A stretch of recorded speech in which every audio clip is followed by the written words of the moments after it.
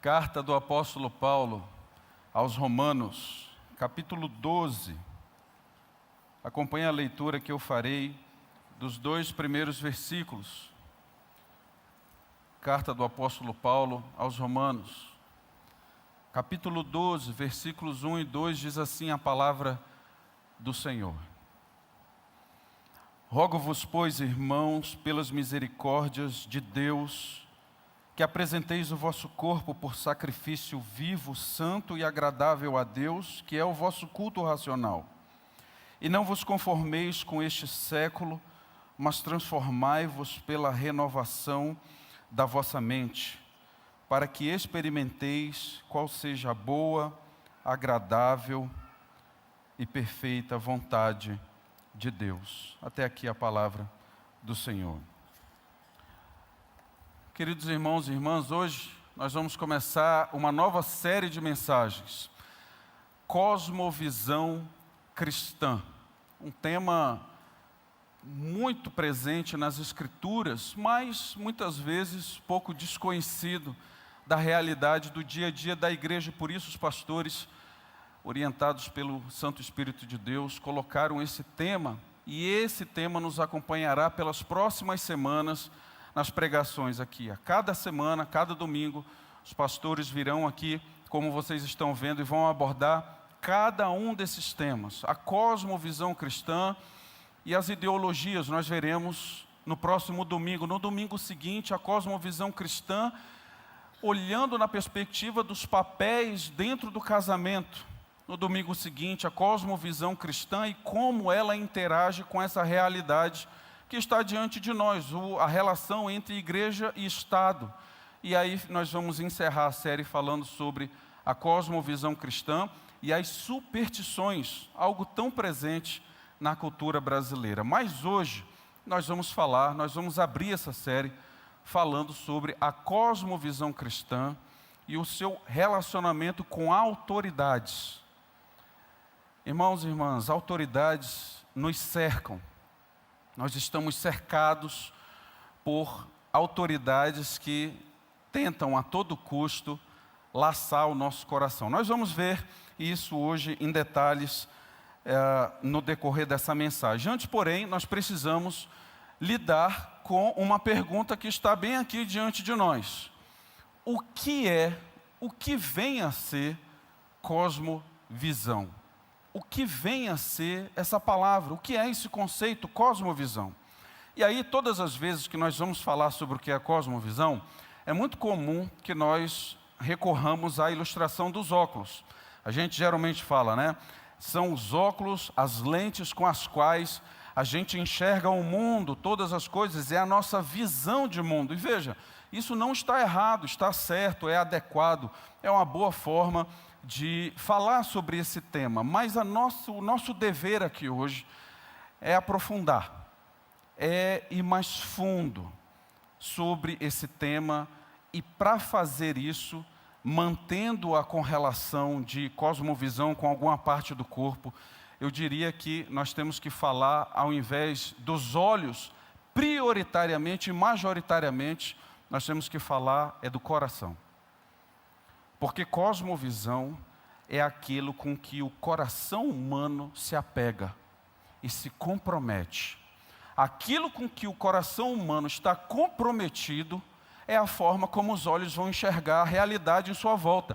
É a forma, não somente como os olhos vão enxergar todas as coisas, mas é como o seu corpo, o seu ser, vai agir, reagir e interagir com o universo que está à sua volta. Cosmovisão é sobre um coração comprometido. Um coração comprometido, muitas vezes a cosmovisão ela se expressa em uma história. Você se compromete com uma história, com uma narrativa. No caso da Bíblia, com uma metanarrativa. A narrativa que tem início, meio e fim. Mas essa cosmovisão ela é esse conjunto de informações, de pressupostos, de hipóteses, de doutrinas, de ideias, com as quais o coração se compromete. Nem sempre de forma consciente. Veja, isso é importante. A cosmovisão, ela pode ser apreendida, percebida e vivida de forma consciente pela pessoa. Mas eu digo algo para vocês, nem sempre. Nem sempre. Eu diria até que a maioria das pessoas está comprometida com uma forma de enxergar todas as coisas e ela nem está consciente dos pontos com os quais o seu coração está profundamente apegado, comprometido. Esse é um tema tão importante, igreja. É algo tão profundo que um importante pensador cristão, especializado nessa área da cosmovisão, James Sire, ele chega a dizer que a cosmovisão, ela não é tanto uma matéria da cognição humana. Ela não está tanto ligada à questão da inteligência humana, à cognição humana. Pelo contrário, ela é algo que está profundamente ligada ao compromisso da alma e, portanto, ela chega a ser até uma orientação espiritual, a cosmovisão. E nós concordamos, vamos concordar com o que esse irmão propôs. Olha só, hoje no mundo nós temos um pouco mais de 8 bilhões de seres humanos, que eles estão divididos aí em mais de 17.200 grupos de povos humanos em toda a Terra. É assim que nós categorizamos esses 8 bilhões aí, mais de 17.200 grupos de povos. Você imagina que só aí nós temos pelo menos mais de 17.000 cosmovisões, algumas obviamente semelhantes, próximas umas das outras, mas outras profundamente diferentes. Só que a verdade é que não são essas 17.000, porque dentro de cada grupo de povo há centenas de milhares de seres humanos e cada um deles está comprometido, de forma consciente ou inconsciente, com a sua cosmovisão. Mas apesar de toda essa diversidade que nós estamos sondando aqui agora, apesar disso, o fato é que nós conseguimos organizar esse universo de cosmovisões em 3 grupos. Só existem 3 tipos de cosmovisões disponíveis aí. O primeiro grupo são aquelas cosmovisões que elas têm parte da verdade, mas essa parte da verdade é profundamente influenciada, orientada por muita enganação, por muitos elementos de autoridade que fazem com que aquelas partes da verdade, e existe a verdade, não seja suficiente para fazer com que aquelas pessoas que assumem essa cosmovisão nesse grupo tenham algum benefício real, espiritual com a vida. Existe um segundo grupo de cosmovisões que estão completamente comprometidos com o que é o falso, a enganação total e completa.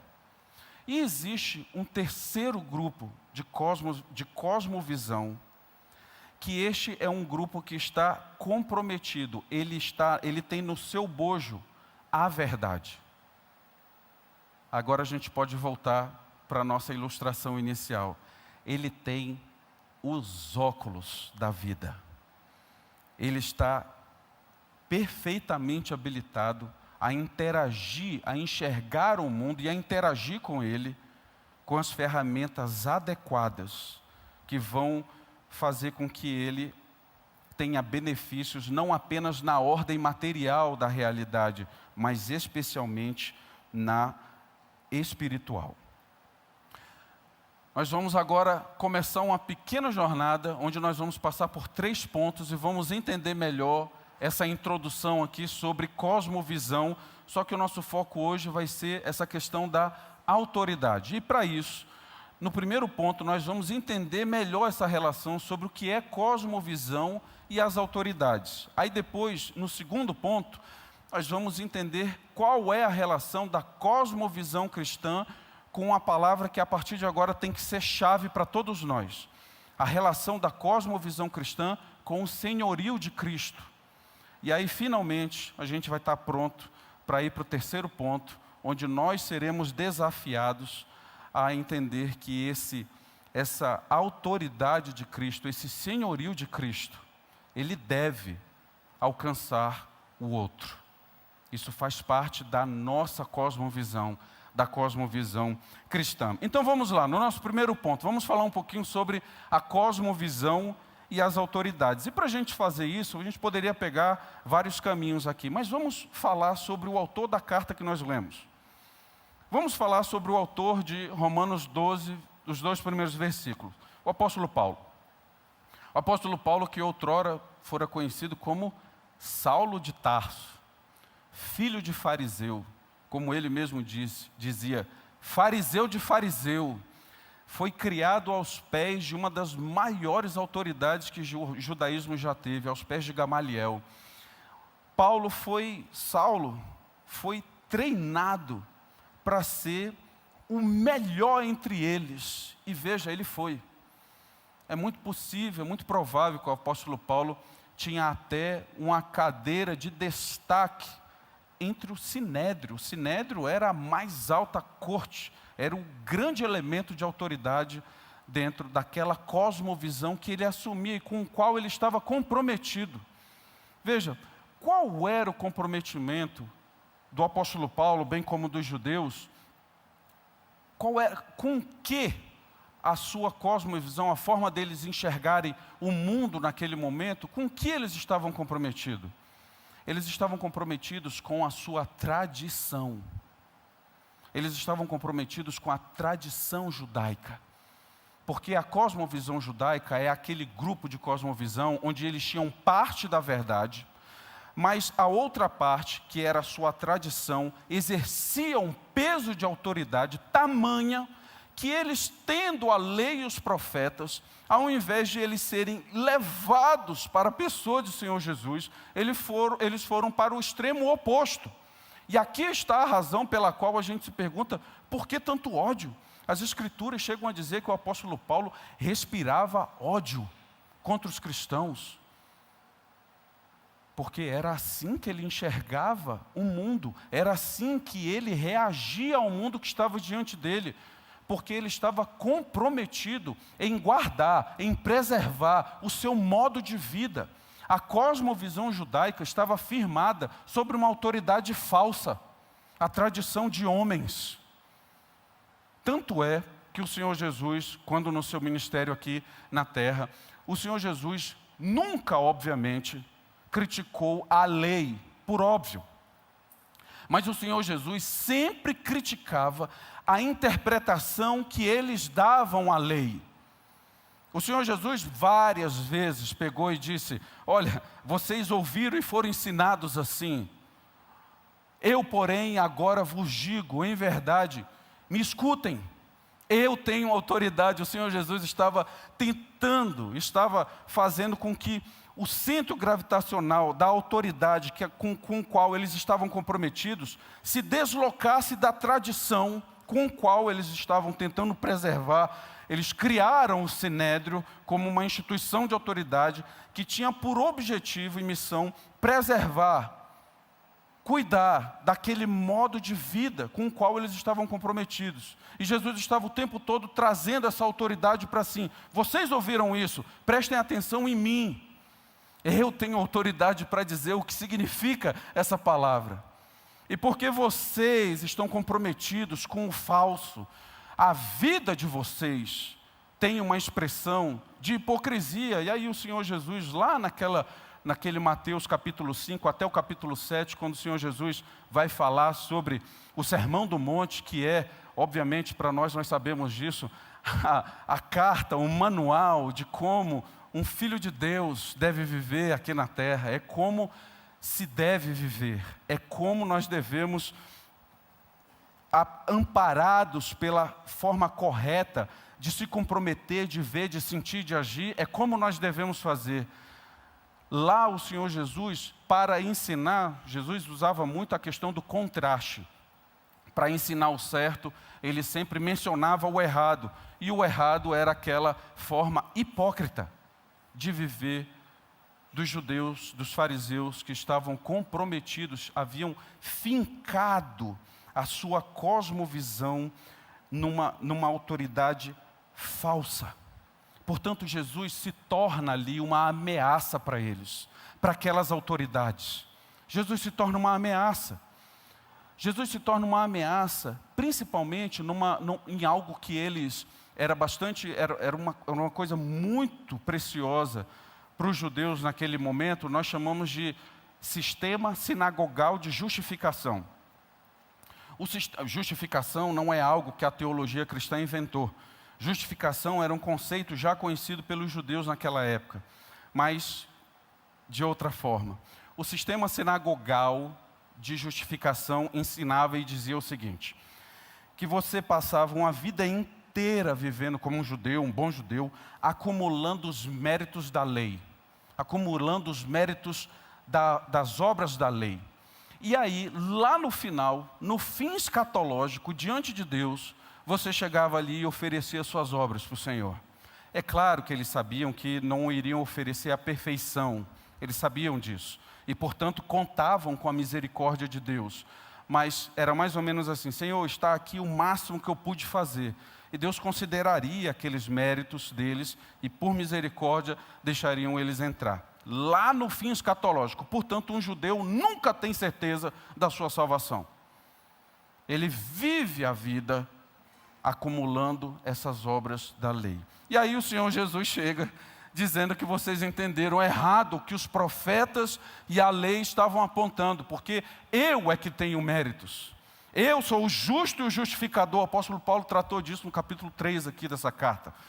Jesus é quem iria oferecer os méritos totais e perfeitos a Deus, e não somente isso, Ele mesmo iria, como o Cordeiro de Deus, se oferecer em sacrifício, para que todo aquele, por meio da fé, recebesse a vida e a obra de Jesus, estaria naquele momento, não no fim escatológico, naquele momento, justificado.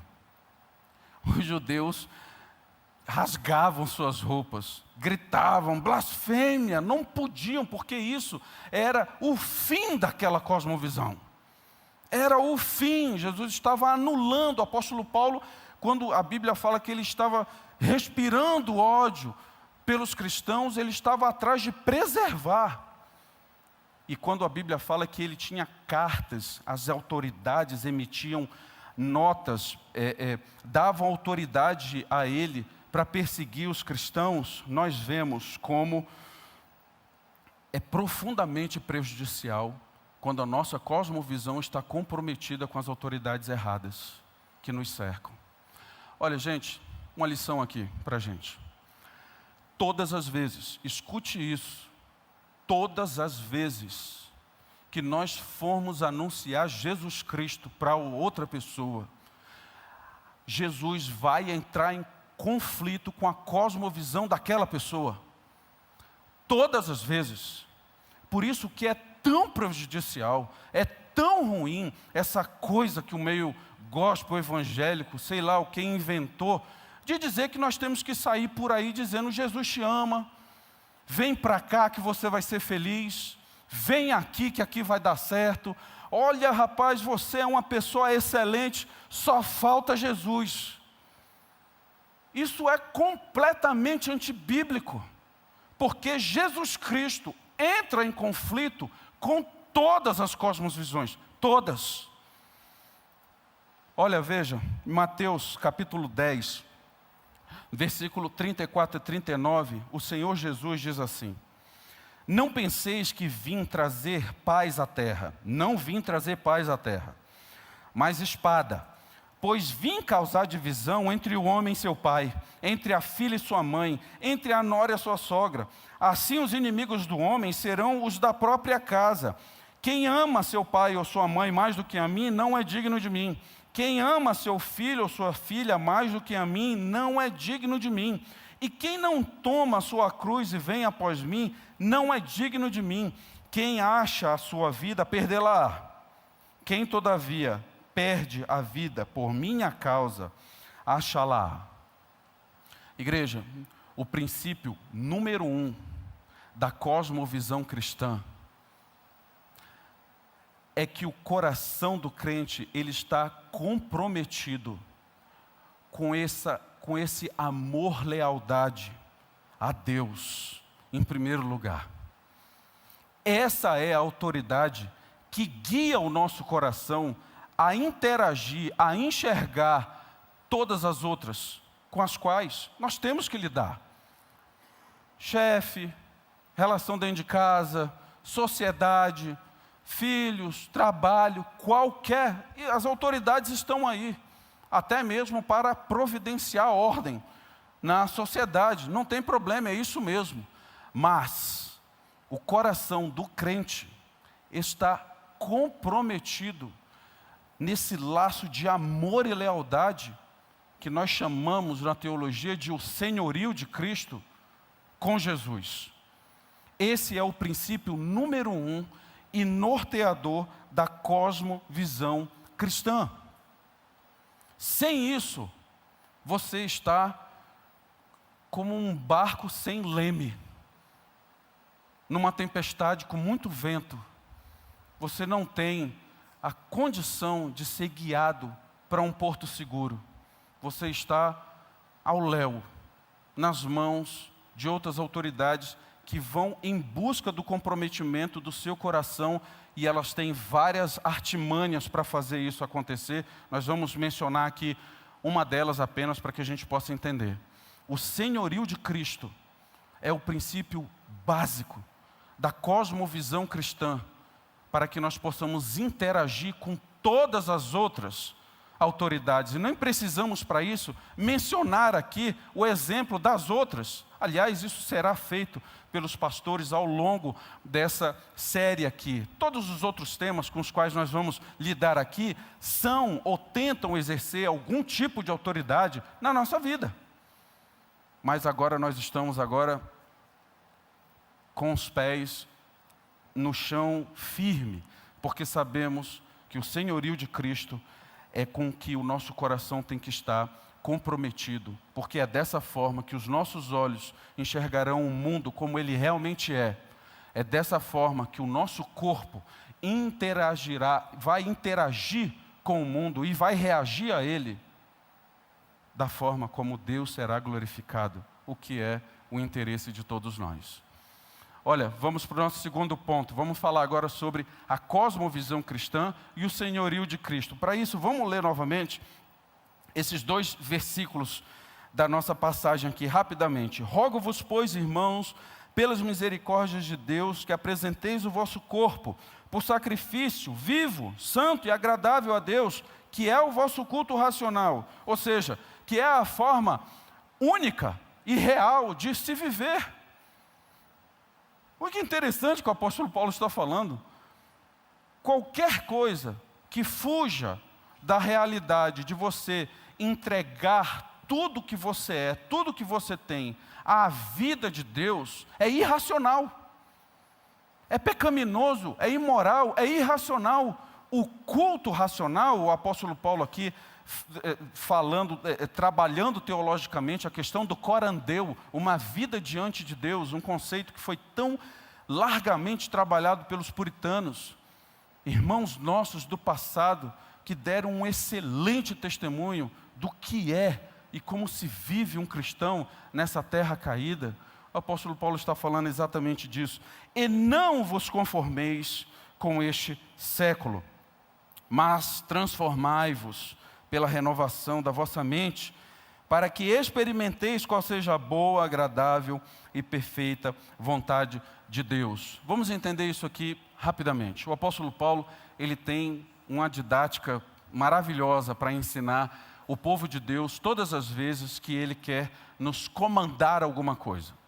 Todas as vezes, nos escritos paulinos, que o apóstolo Paulo quer nos dizer o que nós temos que fazer, a forma adequada como nós temos que responder ao amor de Deus, ele usa um pequeno sistema que nós chamamos de indicativo imperativo. O apóstolo Paulo, primeiro, ele faz isso em pequenos trechos dos seus escritos, ou como aqui na carta aos Romanos, em escritos quase completos. Ele primeiro nos indica, nos mostra o que Deus fez por nós e para nós, de forma redentiva, para em seguida ele nos convocar pelo modo imperativo, aquilo como nós devemos responder adequadamente ao amor de Deus, ao que Deus fez por nós.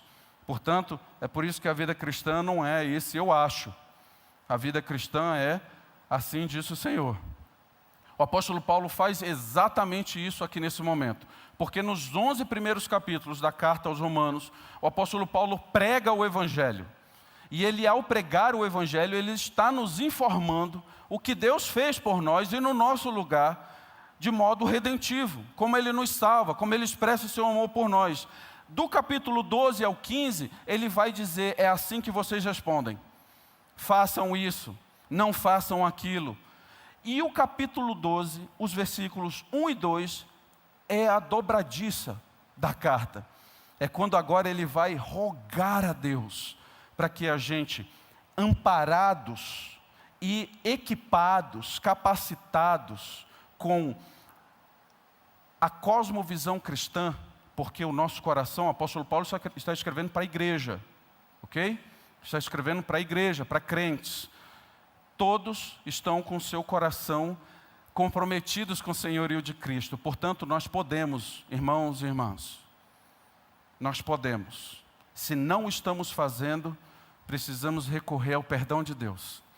Precisamos, na nossa casa, no nosso quarto, com a porta fechada, dobrar o nosso joelho, reconhecer que o nosso coração talvez esteja comprometido com outras autoridades que nos cercam. E pedir a Deus a graça de que a gente entenda que esse senhorio significa nós darmos em primeiro lugar e majoritariamente a Jesus o nosso amor, a nossa lealdade e as nossas afeições, em todas as coisas. E como nós lemos aqui na passagem de Mateus 10, ninguém tem autoridade para entrar nessa disputa, nem mesmo os mais próximos de nós, nem a família.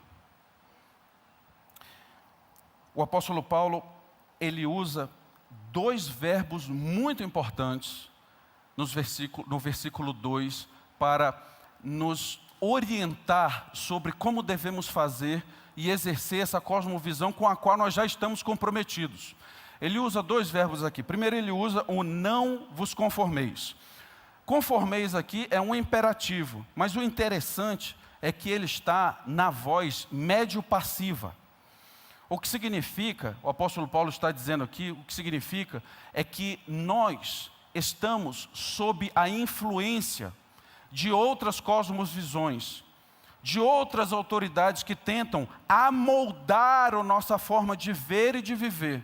É isso que ele está dizendo aqui. Não se deixem amoldar. Ou seja, ele já está considerando o fato de que nós seremos atacados por outras formas de enxergar o mundo. Outras autoridades tentarão buscar o comprometimento do nosso coração. E o imperativo aqui é: não se amoldem. Por quê? Aí você lê os 11 primeiros capítulos de Romanos.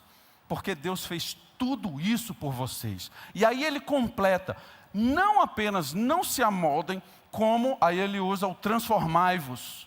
Transformai-vos aqui, outro imperativo. E novamente, sobre a voz médio-passiva.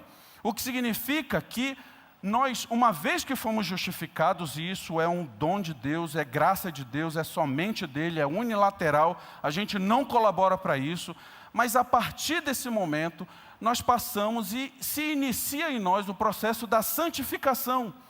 E o apóstolo Paulo está dizendo aqui: colaborem com isso, colaborem com esse processo de transformação. Vocês agora, pela palavra de Deus, vão ser informados como devem viver. Colaborem com isso, se deixem santificar, se esforcem, usem o meio de graça, leiam as Escrituras, participem da comunhão dos irmãos, venham aos cultos, tenham fervor no coração. Sejam transformados pela renovação da mente.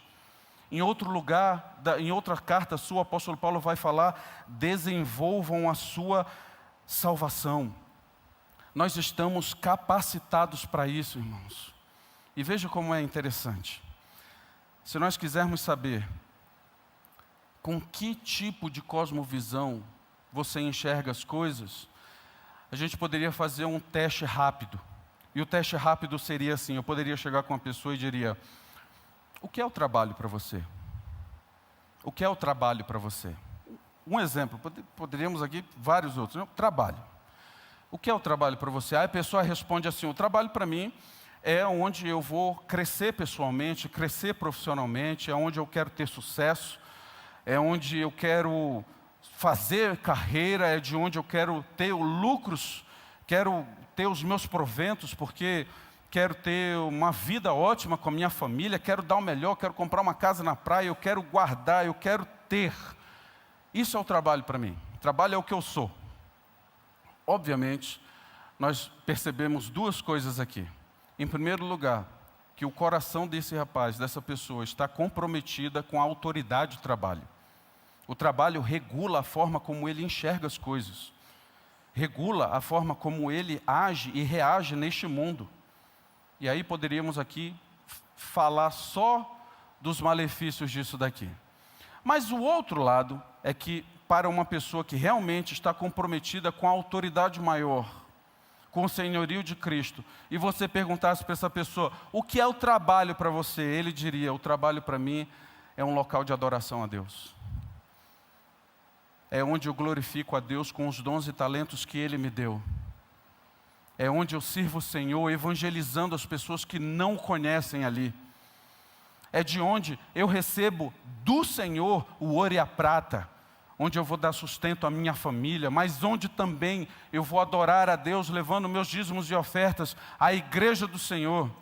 É onde eu vou participar do crescimento da igreja no mundo, através das missões.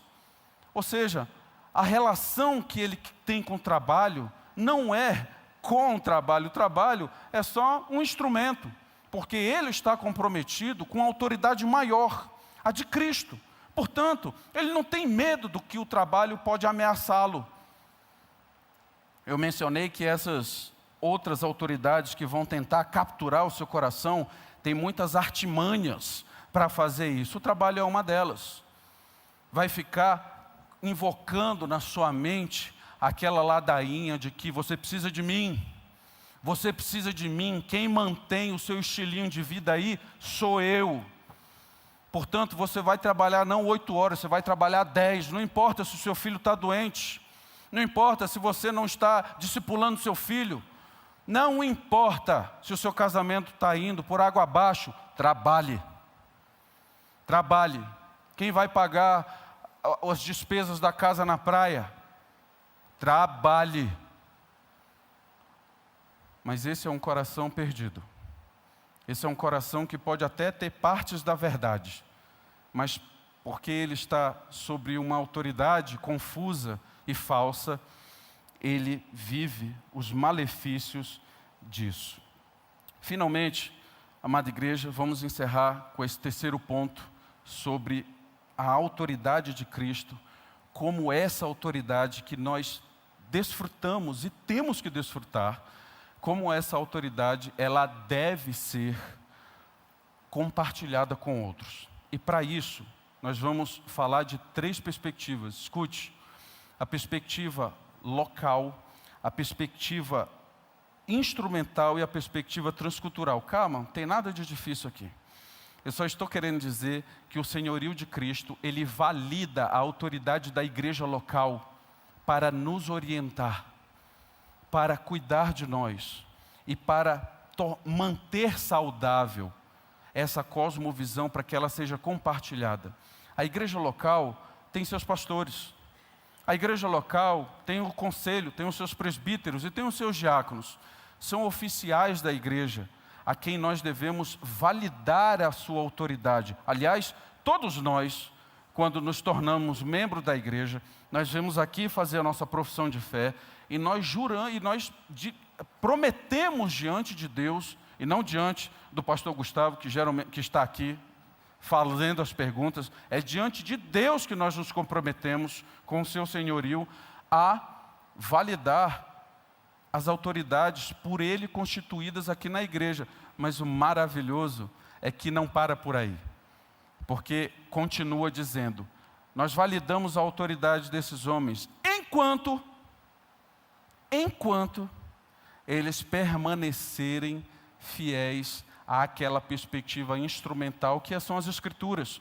Outra autoridade que deve ser acolhida no nosso coração, a autoridade das Escrituras. Portanto, não existe essa coisa de o ungido do Senhor e ele faz o que ele quer. De jeito nenhum. Porque todas essas autoridades, mesmo essas que nós validamos e que estão aqui dentro da igreja, elas estão subjugadas ao senhorio de Cristo.